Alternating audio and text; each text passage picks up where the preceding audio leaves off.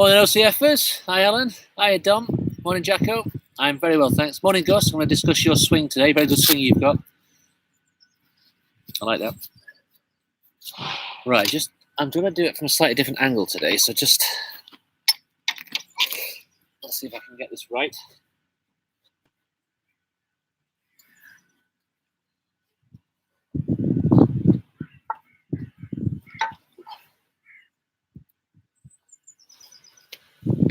All right. No problem, Gus. My pleasure. Karen, how are you? You all right? So can you see and hear me okay from here? We're doing a bit of short game session today. So I want to make sure that I've got space to swing and chip. Can you see me? Hi, Mark. We are very, very warm welcome to you. We are at the On-Course Foundation. We serve all, we love all, we get everybody in. If you've ever put your uniform on in any way, and you're prepared to sort of make the sacrifices which you've all been prepared to make by wearing a uniform, then we're super proud of you. And we're super proud to be connected with you. And we're super proud to coach you. There's 3 coaches, Dyke Llewellyn, Alistair Barr and myself. We do events throughout the country, and I've been running the On-Course Foundation live YouTube sessions for a few weeks now. You're very welcome to join us. We're very pleased that you're here. Just going to move that around a bit.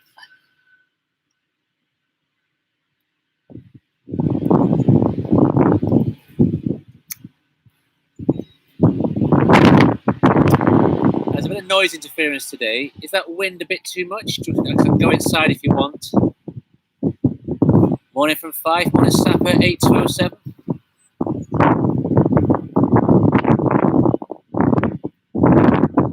I'd rather be outside.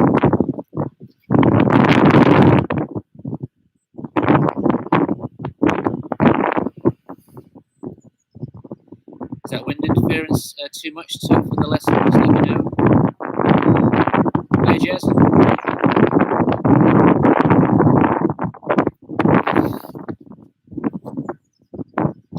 I'll be demonstrating from here in a short game today, short shots.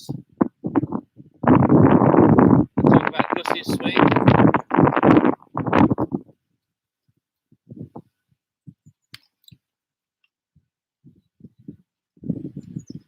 Is it too loud, the wind? You can't hear me?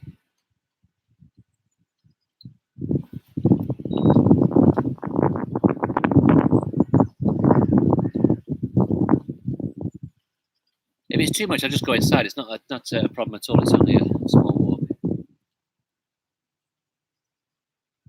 Sounds like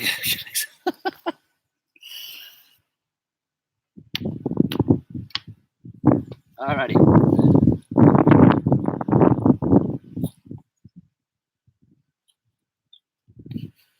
Right. Bear with me then. Let me get the keys.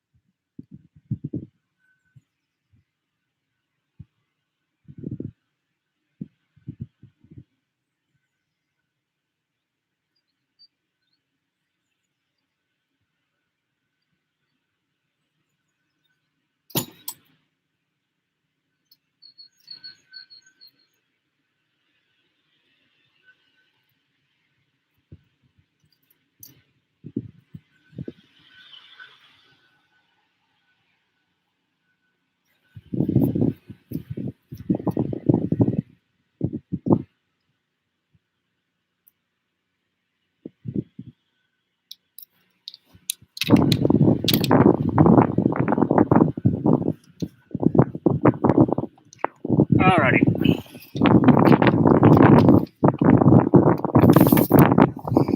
So we'll go for a wander of the first tee.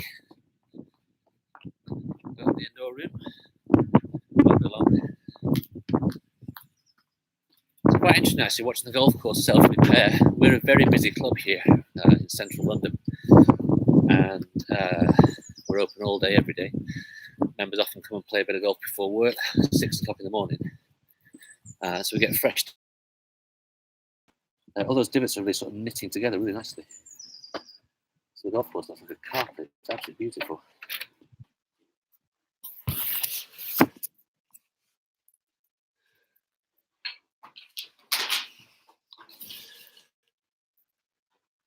Improvise, adapt, and overcome. That's it, don't.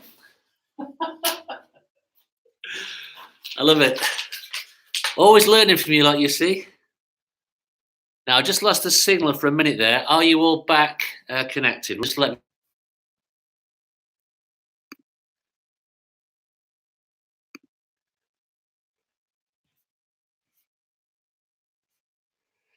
If all of you could just say, those of you that typed in a message, just say that you can hear me loud and clear, then we'll get started. It's about 34 minutes past now, 35, is it? 37, wow. Okay, a bit of a late start this morning, everybody. Owing to the slight change of plan of where we're going to be, but we're actually indoors today now, and we're going to do some short game. Great stuff, that's all fantastic, super stuff. Well done, guys. Thanks for that. Hi, On Course Foundation, nice to see you. Alrighty, had a great couple of responses last week regarding the mental health side of things, which Mike Brown spoke about. And really, I've seen over the years, the On Course Foundation has become much more of a mental health charity. And it's something which, got my mess today, it's something which, we've all got to destigmatize. We all want to get better mentally and feel better. And especially in times like this, where the old lockdown is so boring and we're isolated, nothing's crueler than being isolated. So if you don't have a chat with me or with anyone at the On Course Foundation, or you want to get in touch, you need a bit of help, or you're feeling a bit glum or a bit low, then give us a shout, because I'll do some videos for you. We can do some FaceTime work on your swing and what have you. I don't have a problem doing that at all. Hi Richard, good to see you. Nice to tune in. Do not despair. Don't feel like you can't reach out. The most important thing to do is make contact with us. I'm on richard.harrison at roehamptonclub.co.uk, and you can always send me an email if you want to have a chat, or you want to have a good look at your swing. Like I say, we'll do it over FaceTime or something, and just cheer you up a little bit. Golf is full of positive things, and indeed, Kate Sermon sent me some videos this week of all the stuff she's doing. What a fantastic, inspirational set of videos they were, Kate. Absolutely magical. And what she's doing, she's trying to do a keep up with a golf ball.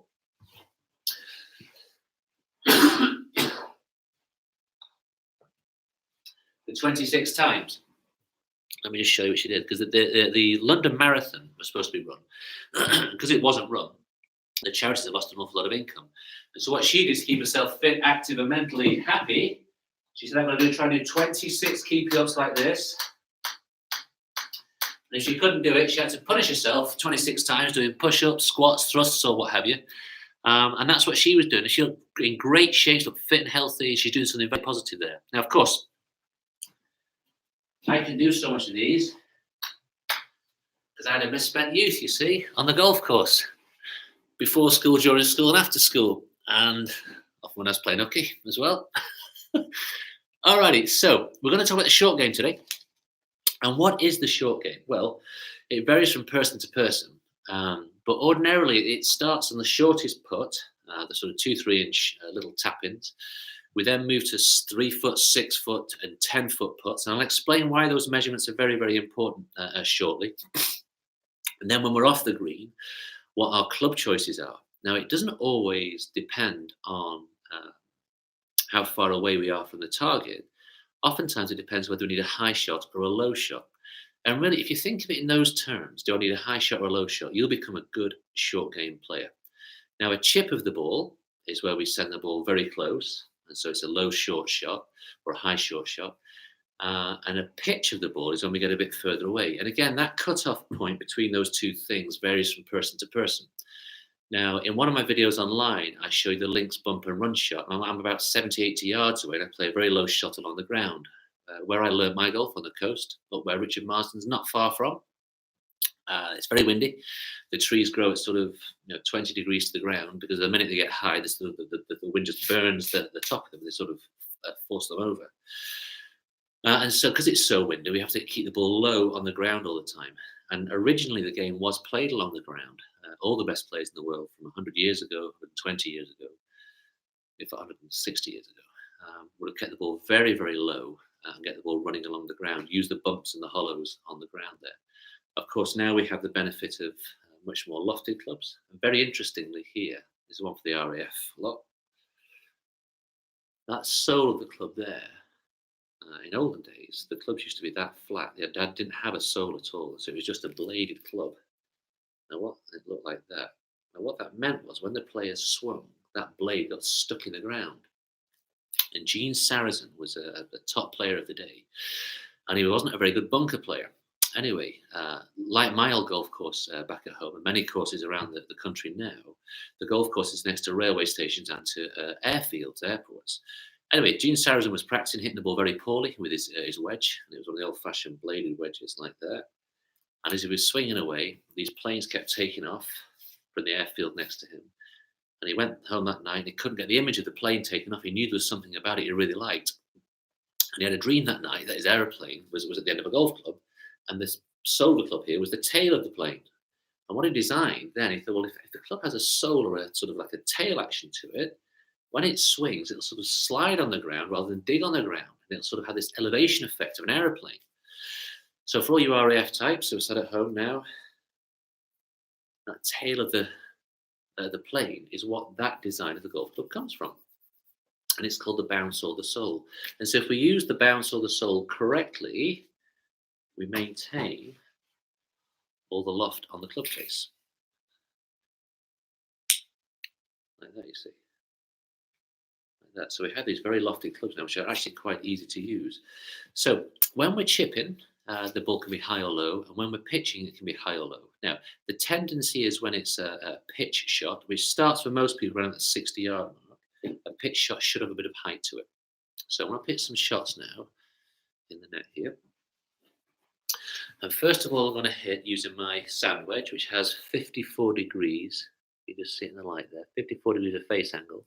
Then underneath that 54, you'll see 0.8. And that 0.8 is actually the sole or the bounce angle of the club. That sole, let me just get the right angle for you, is 8 degrees measured from flat to there off the ground. It's the bounce which is the most important part of this club. So as I make my swing with this shot here, the high pitch, you should see, if I just move my camera a little bit this way for you, you should see the height into which the ball flies into the net.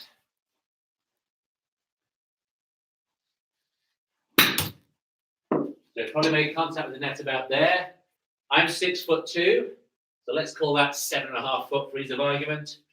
3, 6, 9. So 9 foot away, that ball was jumping very, very high indeed.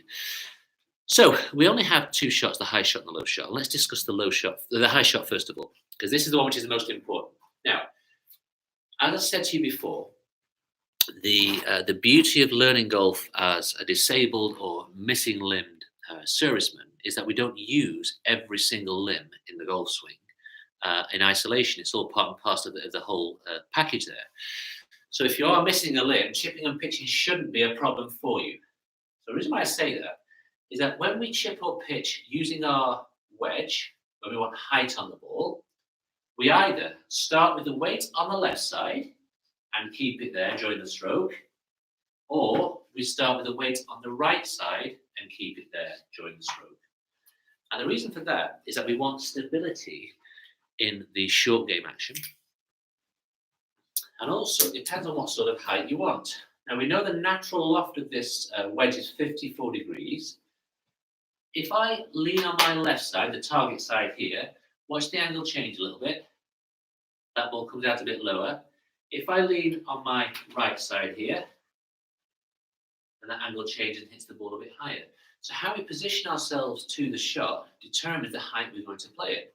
Now again, when I learned the game on the coast, we'd always lean on our left side here because we wanted the ball to come out low, even with these lofted clubs. We just want to get the ball as low as possible.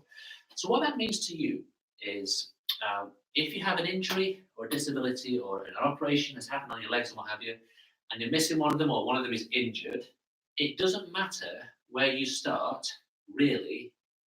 You can start on either side as long as you stay on that side. What kills you in golf, the valley of death for golf, is to start on the left side and then move back onto the right side, because you've got too much instability in your short game technique now.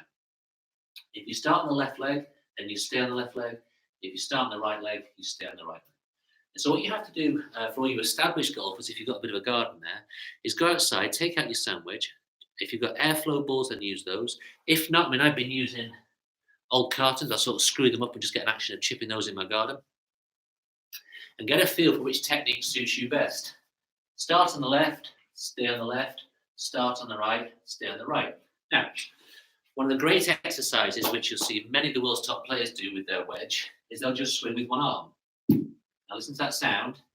And get that club to bounce on the ground.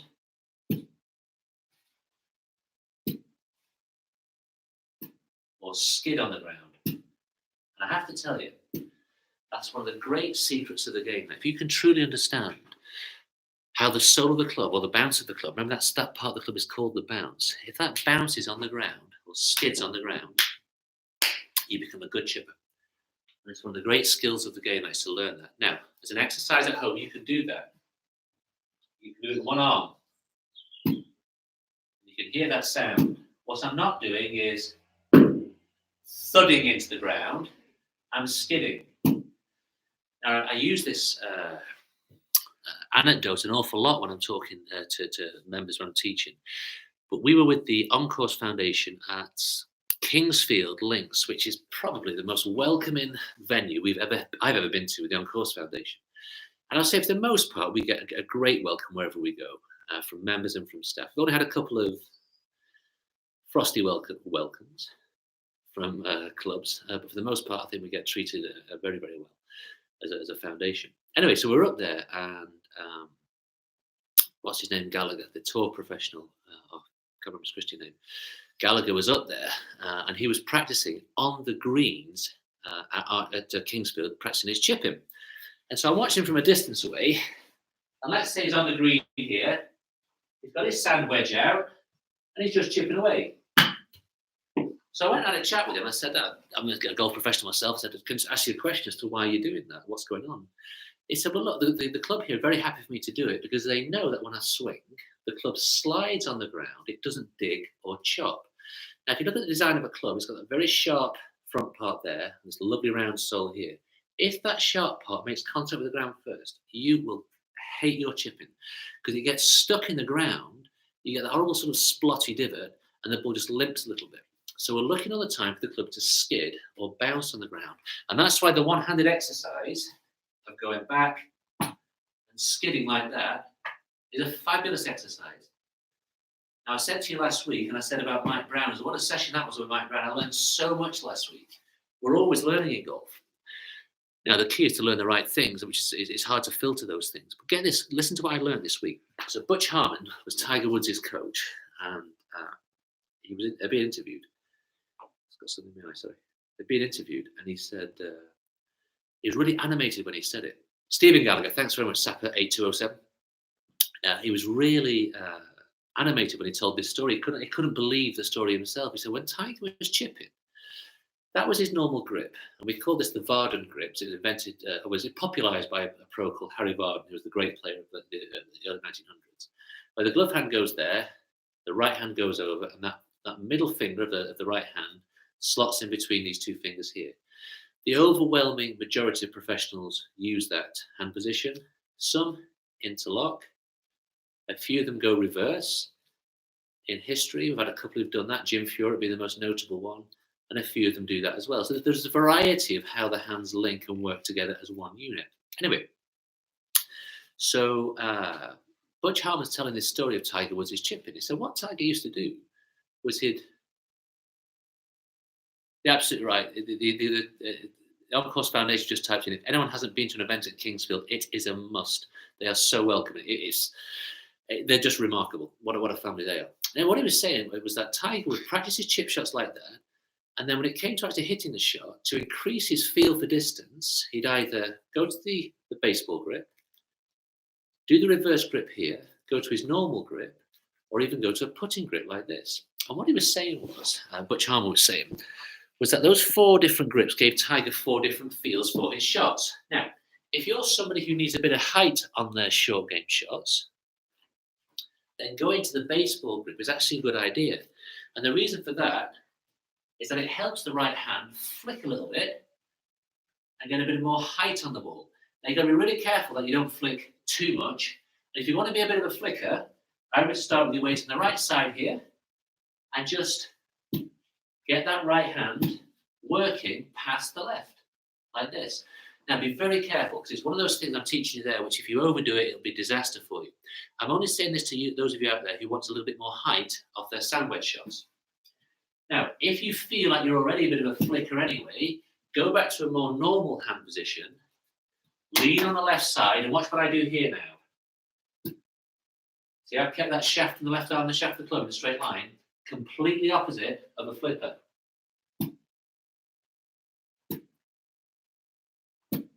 So two completely distinct techniques I'm showing you there, and it's worth practicing them both to see which one works for you. One of them could well be a disaster. One could be something which you really get to work on. You think, well, quite get the feel for that. Now, either way, whether you are a lean on the left side chipper like I am, or lean on the right side chipper like Phil Mickelson sometimes does, if you want to be someone who's a baseball grip flipper and you want to get that ball airborne, or you want to be someone who keeps that angle the same all the way through, what has to happen is your ultimate goal. We're talking about different techniques there. You have one task, and that's to get the sole of the club to slide or bounce on the ground through impact. Now, it's very easy for me to say, I'll just try this and just try that, but it's well worthwhile doing all these things when you're at home during the lockdown. I did learn a lot of my short game skills as a kid in the front yard at home. We put a mat down and we chip into a bucket or a cardboard box just from a short distance. It wasn't a big area, and we just chip balls up, me and my brothers, and just try and pop the ball in there. It's given me a tremendous confidence that the practice of work that I've done at home, just to get my hands working and get the skill of chipping high shots from a short distance. So a high chip from a short distance. Now, in terms of how we regulate the distance on the high pitch or the high chip, it all boils down to the length of your swing. So as I set myself up here, if I take my hands back to my right pocket here, that just generates a small amount of leverage to give me a little bang. And if I get the club to bounce on the ground, that ball pops up in the air and I get height over a short distance. Back to my right pocket, it'll pop up, ball goes up. If I then want to increase the distance, let's say that ball goes 20 yards, I'll then swing my hands back opposite my rib cage here. So up the rib cage, through, and I expect to get around 45 yards when I swing back to my right rib cage here. The limit of distance with my sand wedge, let's say 75 yards, would be swinging up level with my right shoulder here. So set myself up to my right shoulder, and that's the limit of my swing with this club. Now, in all those shots, I'm trying to sort of accelerate, not too much, so I don't want too much aggression, too much banging in those shots. What I'm looking for is a bit of swish on the way through. Now, you'll see on the finish shot, when I hit the 75 yard, my right shoulder swing, up here, swish through. You've got to continue that motion through. So in terms of techniques, there's loads of different ways that Di, Alistair, and myself will is try and position you based on several factors. The first is what you're dealing with. Now, if you're dealing with different injuries, then we'll look at that and say, okay, well, it doesn't really matter to us. We'll find a different way around it. We then look at what you're trying to achieve with the shot. And if we look at you and your chip and you hit the ball too low or too high, we'll make an adjustment. We might even look at how we position your hands on the handle for you. And then from there, your task is to get the sole of the club to bounce on the ground to get the ball airborne. How we regulate distance from there is simply down to the length of the swing. And what you want to do is try and set yourself up in consistent positions all the time. So if you find that leaning on the left or leaning on the right works for you, then stick with that and just vary the length of your swing. So we use the high shot when we need it. So if we have to fly over a bunker or a mound or what have you, we definitely get the wedge out and put some height on the ball. If we don't need it, we don't have to use it. And that's when we start using different clubs. I use my 9-iron here to send the ball out a bit lower. The reason for that is that it's actually logical to send the ball low when we want the ball to go somewhere. Just chip it in low. The ball comes out low and skids and runs to the target. And the reason why it's logical is that if you had a competition throwing a ball at a target, you wouldn't throw it like that if it was 20 yards away. You'd sort of toss it underarm like that and get the ball to roll out towards the target. So it's a much more natural way of feeling the ball roll into the target. And what I think of is my right hand, my non-gloved hand, acts like that, like a throwing action. Now we naturally throw from our side. In golf, we stand at 90 degrees to the ball, so we throw this action here. Now, there's nothing about what I'm doing now which is particularly complicated. It's so logical. If I was throwing the ball to you, I'd throw my palm to you, wouldn't I? I wouldn't throw my palm left. I certainly wouldn't throw it out to the right or up like this. So chipping's the same. So when I'm chipping my ball to you,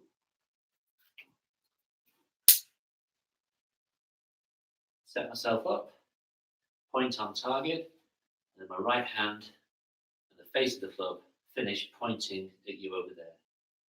Like that.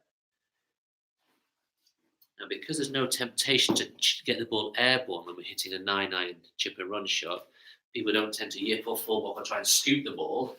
It becomes a bit more of a natural shot. So if you watch me here, again, I chip with the ball opposite my right foot and I lean on my left side. You can do either or. You can start with it in the middle or put it further forward. Whichever way you start is how you finish. So if I lean on the left side, and you see I've finished here as well. So watch my right palm if you can. I know I'm a long way back here now, but I'm going to chip into this net here. You'll see me chip and push my right palm to the target. Now, it's not particularly easy to do that whilst it's logical to push the palm to the target, because the palm will often roll over because the rotation of the forearms takes over. But of course, when that happens on a short shot, you can ping the ball well left. If you watch me here now, feel my target, and I just let that right hand twist over a bit. Look just how far left that club face twists. It's a disaster. So we're looking all the time for the right side to go under the left, right shoulder to go under the left, and that keeps the right palm on target, you see. That keeps the club face on target, most importantly. So the low shot I would use from anywhere from 60, 70, 80 yards and in. But its most common place to be used will be just around the greens. Just a little low chip. The ball jumps up over the rough grass or the mound that's in front of you, then skids and runs on towards the target. Now, in terms of ball position, I'm not really giving you enough information on that just yet. So, if you lean on the left side, put the ball opposite your right foot. If you lean on the right side, backwards a bit, put the ball opposite your left foot here. And experiment with those things. Like I say, 75% of chip shots hit will lean on the left side. The other 25% will lean back. And so when we lean back here, we can run a risk of thinning the ball a little bit. That's why you've got to experiment a bit. And be flexible with your thought. I gave, in one of the talks I've done,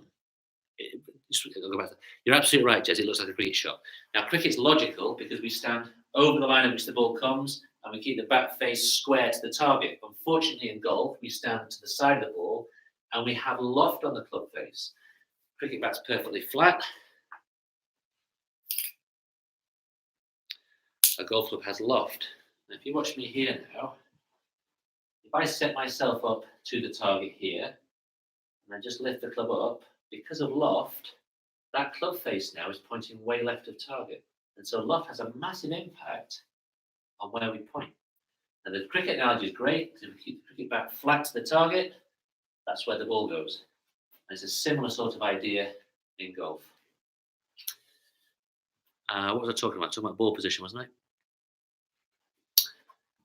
So wherever your ball is placed, back in the stance here should give you a cleaner contact. Forward in the stance should give you a bit more height on the ball. Alrighty, so High shot, low shot, distance control as well. That's right, Jess. So that's how we look at the high shot and the low shot. And really, whenever I'm playing, I play most Sundays with my members in the summertime. When I'm walking towards a shot, my natural instinct through years of playing in the wind is to try and send the ball out low, but it's not always the right shot. So the first thing I do is when I look at the shot in hand, I don't particularly look at the distance. I look at the lie of the land, what's in front of me, and do I need a high one or do I need a low one? So, hi Denise, nice to see you. Thanks for tuning in. When I look at what's in front of me, then I think, well, hang on a minute, is the ground bouncy or bumpy? Or I've got ridges and what have you. If I've got loads of ridges and bounces to go over, I'll probably hit a high shot and try and send it over the ridges. And then what I'm looking for all the time is that my first bounce should be on a flat spot. This is a really key point, this, for the scientists amongst you. If a golf ball flies up and lands on a perfectly flat surface, it might come in at, say, 60 degrees. It will leave at 60 degrees and just bobble there. If the ground is like that, the ball comes in at 60 degrees and it'll leave at 60 degrees relative to the new angle, not to the flat. And so it'll come out and bounce forwards. So if you're chipping, you may hit a perfect chip shot, a lovely strike with loads of height, but if it lands on a surface which is uneven, then the physics determine the ball isn't going to always come out at the same response to you.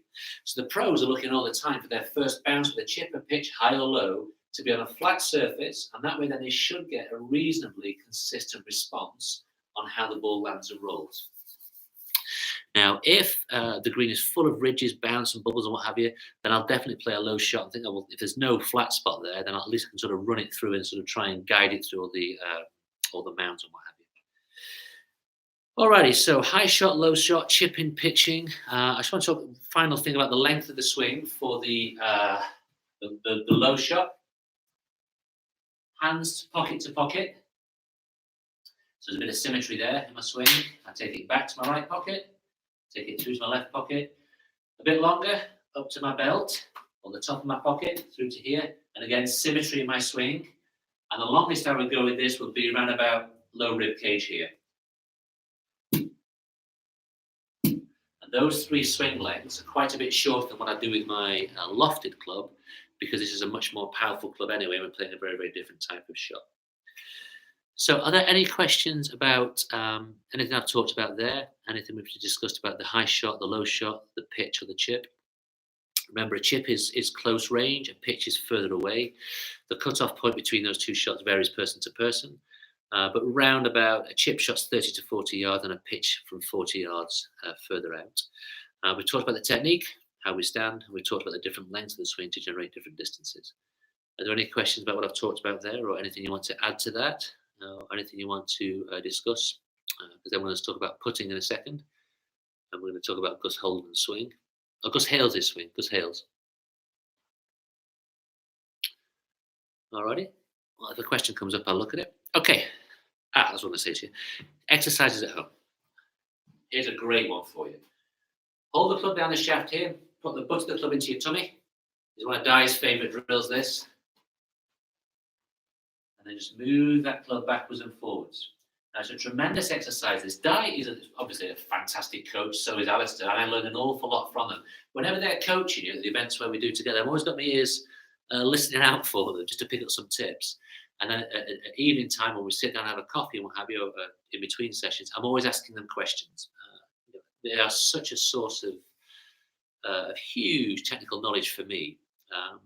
And we're all lucky just to have them around so we can just pick their brains all the time. And I remember the first time I met Di, I must have bored him to death for about 4 hours over a bottle of wine, asking him questions about everything. And Alistair I've known since I was a teenager. I'm 47 now. So one of Di's exercises, he talks about the triangle form here, moves backwards and forwards in the swing, and it really does the same thing on the short game shots here as well. So that's a tremendous exercise. I'd love you to do that at home. The work that you do on your own at home, just got exercise there. Another great exercise for you is to hold the club. Put your glove on.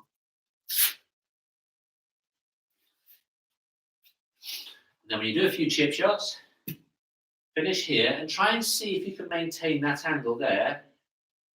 Perfectly straight's fine. Going past is not great on the low shot. So we're trying to finish there a bit more.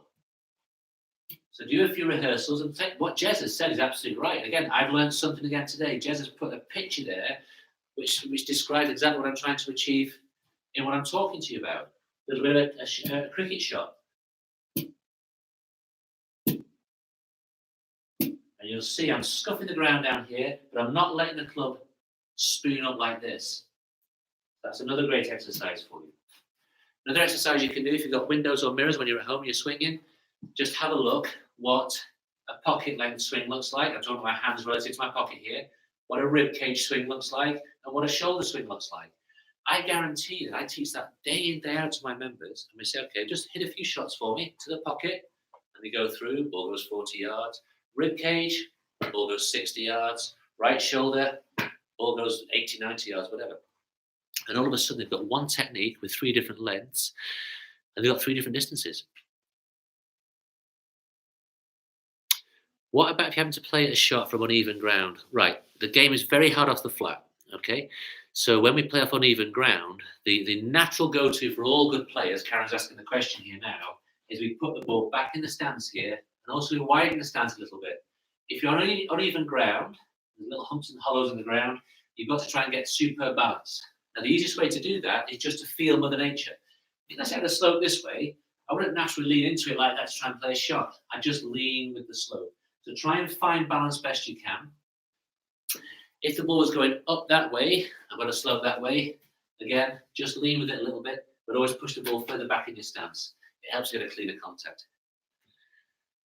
All right, Baz, with the wedge, I was told never to hit them 100% and to club up if I need anything more than 80% shot. What are your thoughts? That's a superb piece of advice to hold on to there, Baz.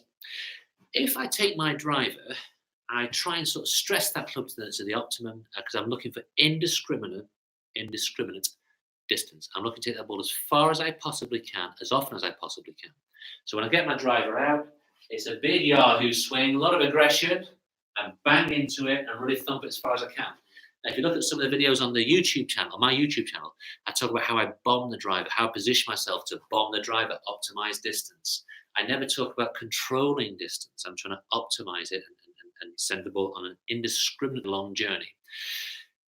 The wedges are completely different because we're trying to control distance. Now, just before I read your question now, I was talking about how we talk about the length of the swing here, controlling distance. So really our wedge shots are 7, 8, 9 irons, pitch wedge and sand wedge, but it's all about controlling distance with those clubs. And so if you're trying to control distance, you can't do that if you're swinging at 100%.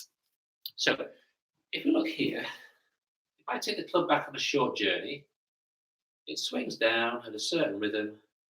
If I take it back on a longer journey, it naturally speeds up because momentum and physics and gravity take over to create that swing. Now, if we accept that's vertical, if I take the club back a very short distance, it will take a full second to get from here back to vertical.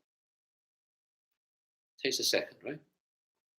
If I take it back here, it still takes a second to get back to vertical, but because it's got a longer journey, it speeds up. Momentum speeds it up.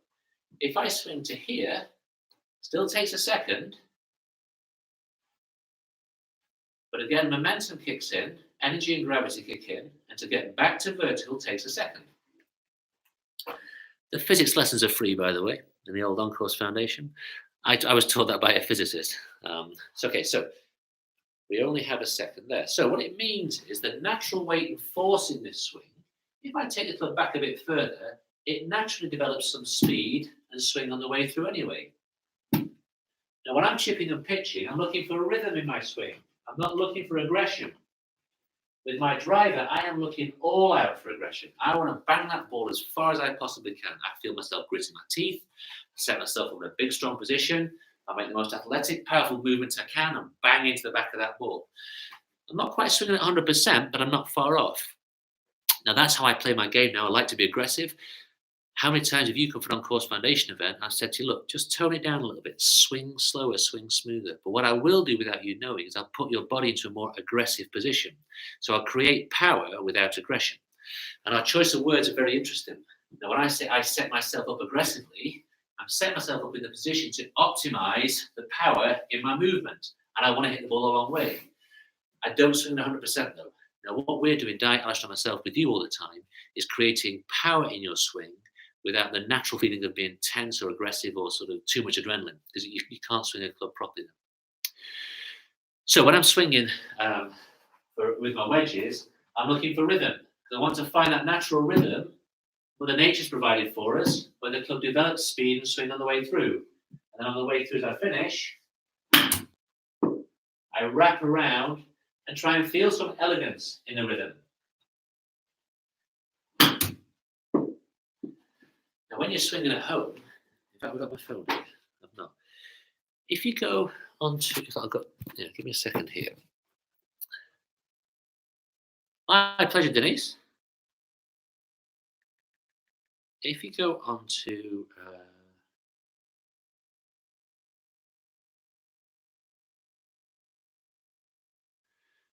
if you just type into an iPad or to your phone, metronome. Metronome, at the top of the screen, I just typed in metronome. What you get then, free of charge, is what musicians use for tempo. Now, in one of my videos I've talked about, I set my metronome about 60 for my putting. If I set this now at, say, 70,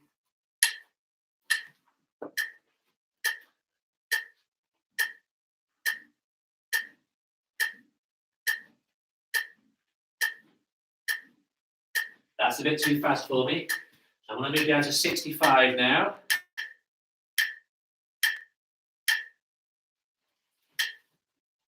So what I do now is click,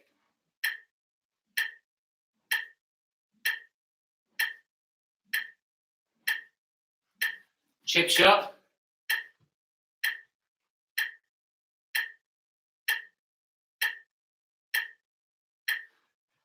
pocket shot, rib cage, shoulder,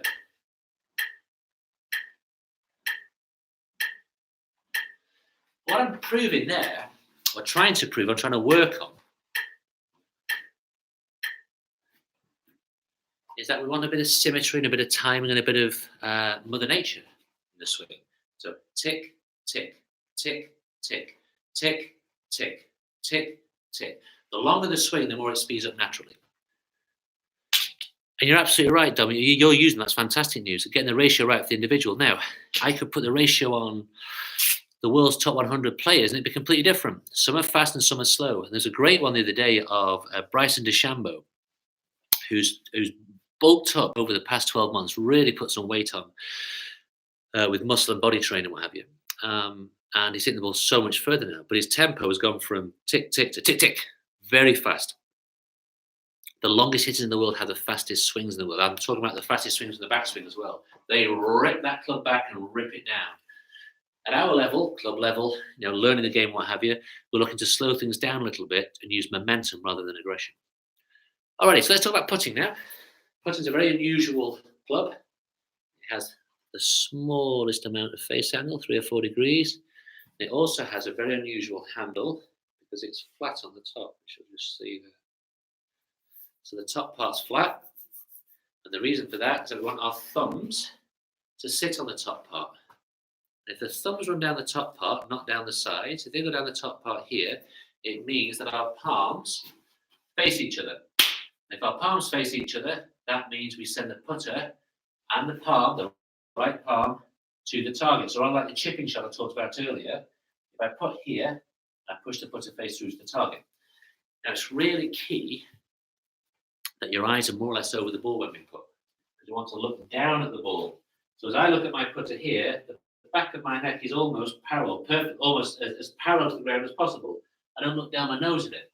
If you think of this, if I'm looking with my binoculars at something, I look like that. My glasses sit in the front of my face like that.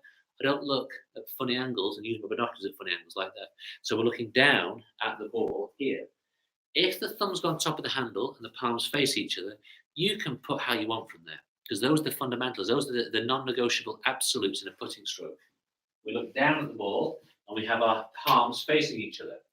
Now, Some of the world's best players grip the club in all sorts of different ways. They have their hands in all sorts of different positions, and they've worked on all these different things. Their starting point would always have been orthodox, thumbs down the top, palms facing each other. Now, again, if you have an injury, you've got a limb missing, then putting shouldn't be too much of a problem anyway.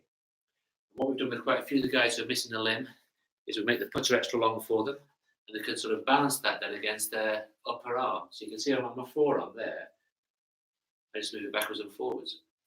Same on this side. So putting shouldn't really be an issue when you've got injury to one of your arms or one of your hands or arms are missing and what have you. Now, when I'm putting here, I create this sort of feeling of a cradle in my arms here. And again, tick, tick. So if I set back my metronome here, I'll set it to 60, which is just about my putting stroke.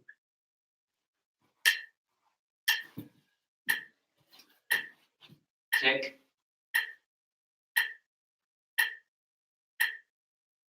Short one. Medium.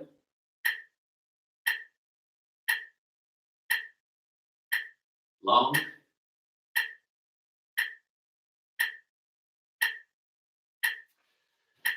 So again, what I'm showing there, again, you think I've bought metronomes over the years for my coaching, 30, 40 quid a go. It's just a blooming search on Google now. And interestingly, some of the software I bought over the years, I've spent sort of £6,000 or £8,000 on some of the software I've bought over the years. And now it's a £2.99 app. So what I've got here, this is the huddle technique I use. So if I just get a video up.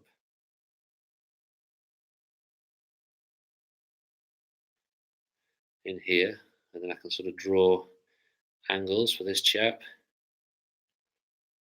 See there, if I just get that up. His left arm shaft of the club's at 84 degrees there. I can draw sort of circles. Oops. Draw a circle around his head to sort of show head movements and what have you. And that's £2.99 now. So, you know, I'm not spending £6,000, £7,000 on computer software now. So there's loads of stuff you can use when you're doing your rehearsals, and that metronome is one of them. It's a fantastic exercise. Alrighty, so you're now starting to have a go at each other. Alrighty, so who has got any questions before I start talking about Gus Hales' swing? You got a smashing swing, Gus. There's a couple of things we need to work on to get it right.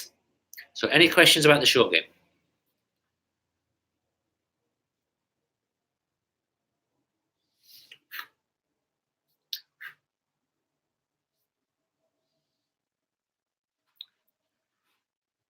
The app is Huddle, H-U-D-L. Huddle for golf, H-U-D-L.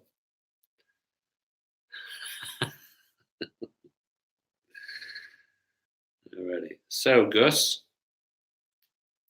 one of my favourite photographs here, and this is all about your swing now. Well, you're absolutely right, Gus. Now, I want you to have a good look at this, Gus. This is all about your swing now. So, the tagline at the top says the top 10 players in the world on the forearm with a driver. So just work your way through Dustin Johnson, Justin Rose, Koepka, McIlroy, Thomas, Woods, Molinari, DeChambeau, Schauffele, Fowler. And you can see all of them have got the shaft of the club at that angle, same angle. All right. So what that means is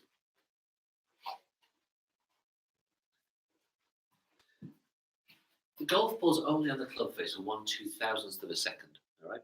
So just before we strike it, in this position here, all those tour professionals have found themselves in more or less the same position. The shaft angle isn't vertical, it certainly isn't flat, it's at about 30 degrees here. Let's have a good look at that again, just so you're completely clear what I'm talking about. See the shaft angle? It's roughly 30 degrees relative to horizontal. Now, if the top 10 players in the world are all doing that, then it becomes a fundamental of the game, doesn't it? So what's happening there, Gus, is if their shaft's at that angle there, it means the next pitch that you'll see is the club coming down and hitting the ball, what we call from the inside. The golf ball was there. I'd attack it from an angle from the inside.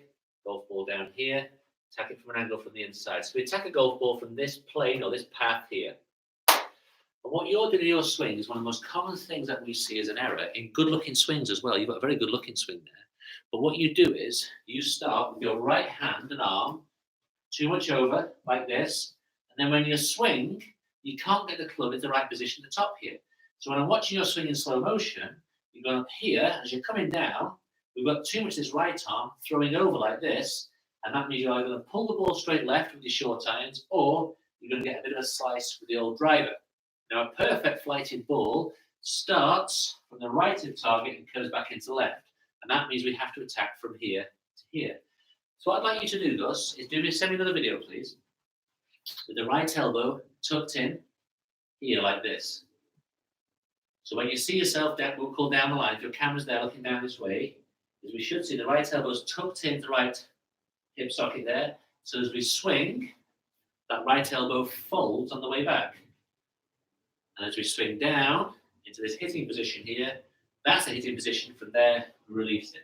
So what you need to be doing, Gus, in your videos, right elbow tucked in, swing up to here, swing down to your side, and just check this position here. The hand should be just in front of the foot, and the club shaft at that angle there. And that's how we get you on the inside in a nice draw spin. We get rid of that pull and that slice that you must have at the minute.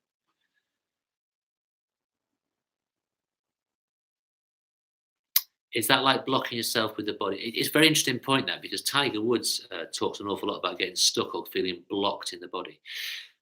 Block's a brilliant word to describe errors in the swing. What we're trying to do all the time is create freedom of motion so that the big muscle, the chest, the shoulders, the body can go all the way around, and we can swing up to a position here, which creates power and energy down here. If I lock my right side out, as Gus is doing a little bit at the minute, it means I can't really get my body going this way. That's the force of golf swing, trying to go that way. And so if I'm a little bit blocked here, I just don't create enough power. And Di, Alistair, and myself, we spend most of our time trying to get you to a better starting position so it frees up the swing. Now, if you look at the really elegant swings, it's going to be quite unhurried. I'm going to hit this one now as elegantly as I can. Get myself out of the way. I've got some freedom in that movement. I'm putting nothing in my way. I don't want any resistance or torque or twist. I want everything to move freely. So if I'm making that swing there, I'm overemphasizing the point. I'm thinking I'll just get myself nice and free and loose and come through. Now, oftentimes when I'm talking in my lessons, I'm demonstrating things to people, I really emphasize that. I get that sort of sense of flow on the way through. Now, Tiger Woods, I spent a week with his coach, a chap called Butch Harmon. And Butch Harmon told us a great story of Tiger Woods. He said that when he practiced, he would spend 4 hours hitting the ball in slow motion.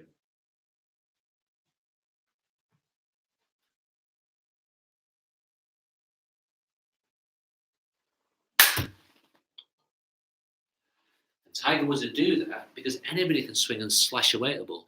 Anyone can stand on the driving range hitting the ball as hard as they possibly can, slashing away and belting the ball and achieving nothing. But if you want to work on your swing and get a bit of rhythm in there, boy, does it feel good. Smooth back and then a gentle swish on the way through.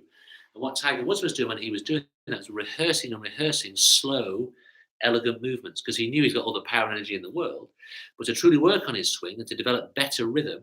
And what is rhythm? Rhythm is quite an interesting thing. Rhythm is the 1, 2, 3, 4 of your swing. Speed is just how quickly the club head moves.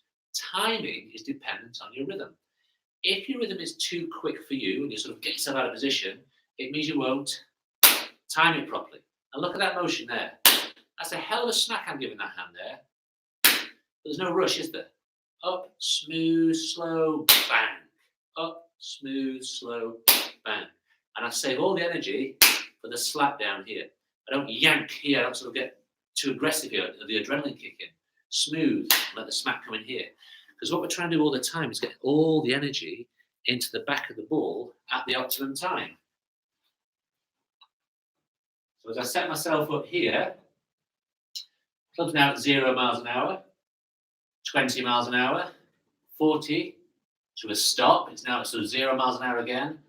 40, 80, 100. And that's true momentum in a swing. 0, 20, 40, then it comes to a stop and a slow, then back to 40, 80, and 100 by the time I come down here. So we're developing power and momentum all the time for the strike where the ball is. Yes, to do that, please, Gus, send me another video of an update. Let's see how you go. And try and be extreme with it. Don't sort of try and do it bit by bit. I want to see that elbow tucked in. I want to see a fold on the way back. Drop it down here and have a look at it. You know, that's vertical, and that's a problem. That's more or less where you are at the minute. You come down to cut steeply. That's horizontal. That would mean you're going to hit a ball at belly height. We don't want that. But just about there, 30 degrees. 90, 45, 30, horizontal. Okay, let's have some questions, guys. You must have something about anything about the game, the people who play it, how they play it, what they play. Questions about the technique, questions about your technique, and don't worry about it being perfectly scientific. I'll sort of cobble it together for us. I like that question there, Jez, where you talk about blocking yourself. Golf's all about making free range of motion. I want to look at the people I teach in their 80s and their 90s. It's incredible, really. Golf's kept them young and supple for a long time. And the more range we have, the more power we have. And that's why when we're working with you guys who've got the injuries or missing limbs and what have you, what we're doing all the time is just trying to find a way of getting you to move more freely. So if you're missing the right arm here, we don't want you rigid. We say put a bit of a bend in that left elbow. And look at that for freedom. Now you listen to this here. A classically elegant position for a golf swing would be that, where it creates space with a lovely angle there. But loads of good players, we put a bend in there for them. Listen to that for speed, eh? No tension in that motion. Load a bend there. Yeah. And what am I doing there? I'm creating looseness and range and freedom. And the reason why that is such a key position too, there's loads of quirky ways of learning golf, loads of different ways of playing the game.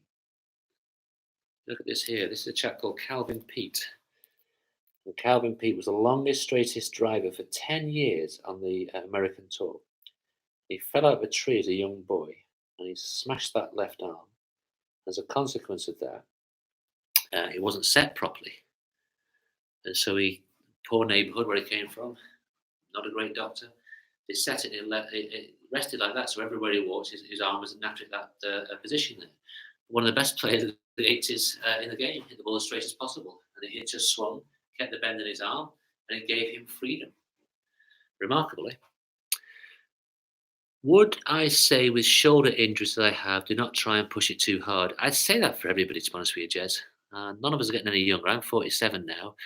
You know, I've not got many years left of being able to wallop it. I know that when I look at the world's best players, they do lose speed, strength, and power as they get into their 50s. That's just, you know, the way things go. But really, the problem is with shoulder injuries particularly, is your shoulders have such an enormous range of motion in them. You know, they can go everywhere. Yeah, and that's why the tour professionals actually bulk up these muscles at the back of the shoulders to reduce the amount of range they have. You look at someone like Justin Rose, the way he walks, Ian Poulter, they pull the shoulders back because they're trying to reduce how much range there, so they can actually tighten their swing up a little bit, believe it or not, and then get some more consistency in the movement. Now, you're a big, strong fella. You should be able to create power and energy without aggression. So that's the main answer there, is never try and force aggression into the swing. But you can put aggressive positions in the swing, aggressive technical positions, which create energy and power. Now, by that, I mean here, this is a hell of a powerful smack. Boy, oh boy, would that hurt. But there's no aggression there, is there? From this angle, though, as I'm doing that, hold that leg back a bit. Open up my shoulder, creating 1, 2, 3 levers. An awful lot of energy there now. Boy, oh boy, is that going to smart? And that's what the golf swing is. So when we set you up, we're trying to free those levers up to create the power. Alrighty, any more questions? Anything you want to talk about? Like I say, anything you want to talk about regarding the game, the swing, the people? Anything you see, or anything which I might have said which you want me to repeat, not because you didn't understand it, or just that you want to hear it again, or I might not have said it exactly right. I'll give you a couple of minutes. This is a training aid here, which we sometimes use, called the speedy whoosh. What it is, it's got a golf ball on the here. As I swing, I'm trying to get that golf ball to thud at the bottom of the swing down here. And the purpose of that exercise is that I get this throwing action in the swing, and it sends the energy down to the bottom of the rod here. And if it hits the rod at the end here, then that will be the point that the club is moving its quickest. That's how we talk about timing. So someone sent a question in from Baz. In one of my most recent lessons, I was told to hold the club as if it was holding a baby, as if I was holding a baby chick. Since I started this, it has made me feel less in control, although increased my distance. Great question. Absolutely superb question there. Now, grip pressure or hand pressure on the handle is a really key element of swinging the club freely. So really, a golf club should be a partner, not a prisoner. And we call that part of the club there the handle. We place our hands on the handle and we hold the handle. We don't grip it. Now, in your question there, you've used the word superbly. You said, I was told to hold my club as if I was holding a baby chick. You wouldn't grip a baby chick. Because if you had a baby chick in your hands here and you gripped it, obviously you're going to hurt it. You would hold it. Yeah. Now that hold, the reason why we put a glove on the left hand and we place the hands in the position that we do is that's the optimal way of securing that handle without having to grip it tightly. There's a big distinction there. So we place our hands on the handle in a position that we don't have to grip it tightly. If I place my hands on the handle like that, in a very weak position, I'd have to grip as hard as I could because I know it would fall out of position. So when we hold our position here in the glove hand, it's just not quite in the base of my fingers, it just runs slightly across them, like that. Then my right hand goes on, that linking finger there puts the hands together as a unit. And now I'm not going to squeeze that handle at all because I want it to work. I want some life in that motion. So as I set myself up here, with my hands holding the handle lightly but securely, I can get an awful lot of energy from those hands. Just a little whip of the hands there. So your instructor's done a great job there because not only has he taught you something correct there, Baz, but he's also used words which have hit home with you, and you're saying, well, I'm holding it lightly. It's a great description that you hold it lightly because you can't grip something lightly. You either grip it or you don't grip it. There's no difference in tension on a grip. It is a grip. We hold something lightly. Now, the reason why that is making you swing faster, getting more distance, is going back to the exercise I talked about earlier, the swish. Because everything's loose here, I've created 1 lever, 2 levers, 3 levers. Now, the engineers amongst you fully understand how levers work. Levers multiply power. If I lift this lever up, that's 1 big lever. If I then add a second lever at my elbow, and I've got 2 levers working for me, and then use my wrist as well, I've got 3 levers working for me. Bang! And that's how you hammer something in. Bang! You wouldn't hammer something in like that with no leverage.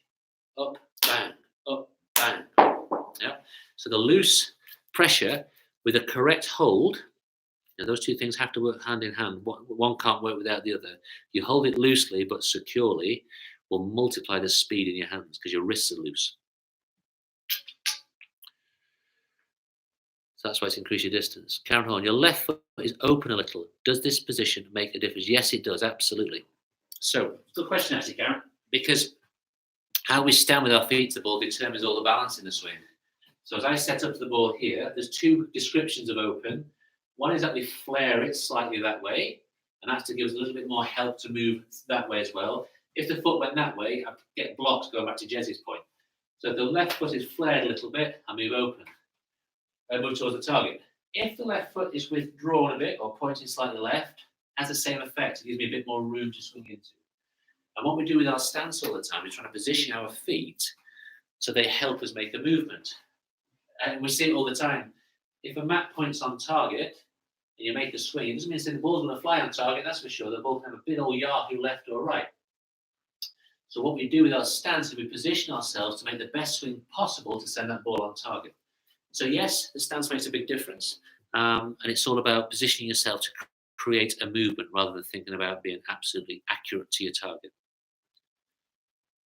That's a complete miss. Great question, whether you're a beginner or not. So Dom says, do you think Bryson DeChambeau is overthinking his game scientifically to the detriment of his game? Well, I would say there's two elements to it. What works for him is what he describes as a very scientific view of the game. There's not an awful lot in it, to be quite honest with you. What he's doing, it's been tried, tested, and done to death since the beginning of golf. This whole idea of what he calls a single plane swing.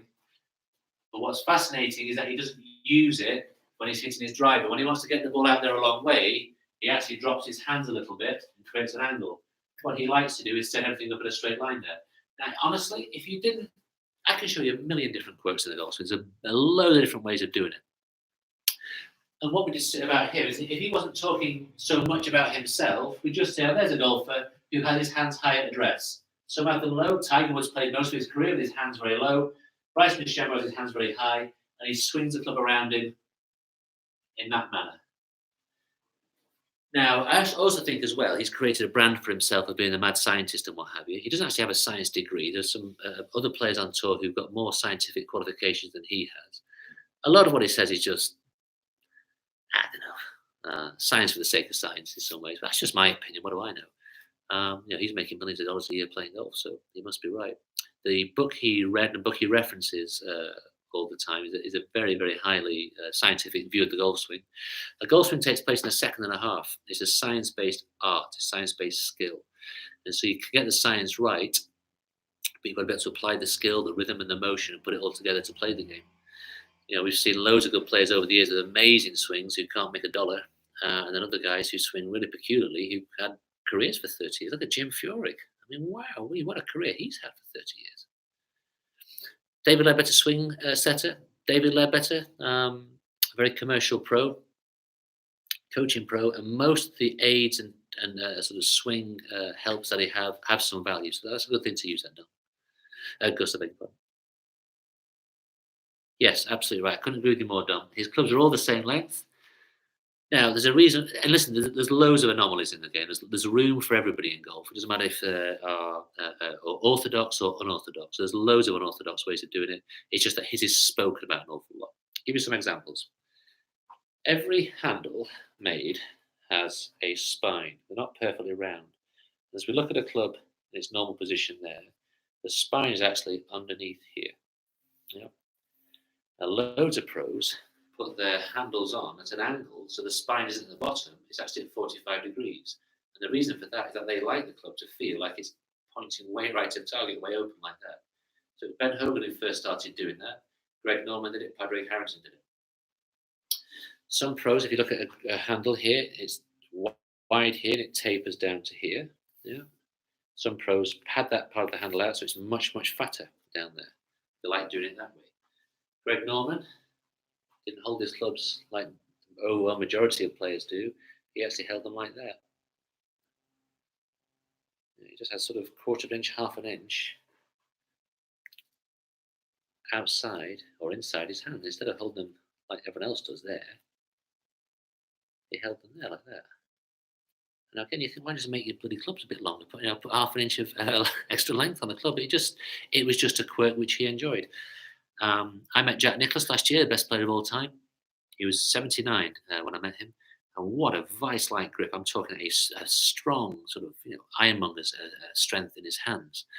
And I read recently a tour professional was saying that back in the 70s when Jack was the best player of his generation, they pulled his clubs out of the bag and all his handles were super shiny, super slippy. Yeah. So if you look at how our handles here, they're made of rubber, makes them sort of nice and tacky. So when we swing, they don't slip around. In the 60s and the 70s and the early 80s, they were made of leather. We used to put linseed oil onto the olive oil, I beg your pardon, onto the grips, try and put some tackiness into the leather, make them a bit sticky. And then we started using rubber grips more frequently. Now, Nicklaus's clubs were super, super, super shiny that if you and I picked them up, our hands would just slip around, the club would twist around. So that's another quirk in his bag there. And there's loads of them. Alrighty. Any other questions that you want to talk about? Anything else you want to ask me about anything in golf in general? I do think that the golf courses will open the next month. I think we're going to be okay. I think we're going to get back to some sort of normality. with the golf course being open. It won't be the same, it'll be a bit different. So we'll have fewer people on the golf course, a bit like the supermarkets where you've got to sort of walk this way and walk that way, ins and outs and what have you. My pleasure, Don. But we'll be opening soon. I mean, Michael has put his preparations in already to what life will be like when we open. It just won't be the same.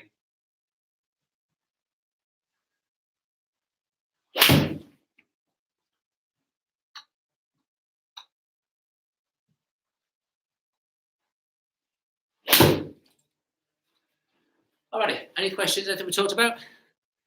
Or are we done?